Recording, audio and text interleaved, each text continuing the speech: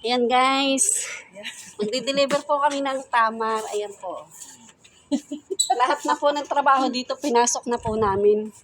Delivery boy, kargador, lahat na po, tubero, lahat na po. Yan. Yan, sabi nila, ang sarap ng buhay namin dito. Mga OFW, ayan o.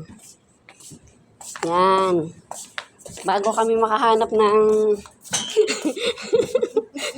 20 mil, ayan o. May isa akong kasama.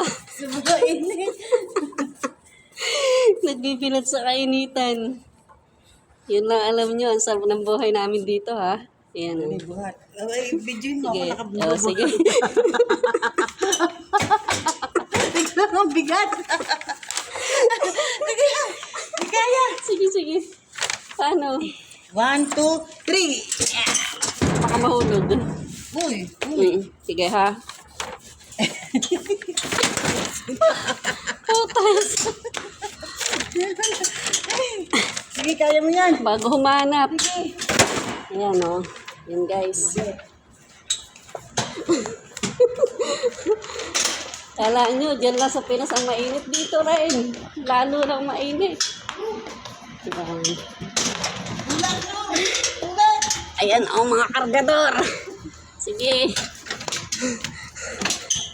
Banat ang ano natin dito. Taba. Papasok sa loob. Oo. Ayan. Dito na po kami sa bahay namin.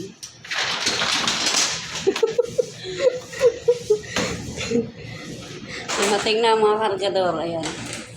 Ah, Diyos ko. Kahit hindi ako gumagamit ito, sombrero na ito, ginamit ko kaya mainit. Ah, grabe. Thank you guys.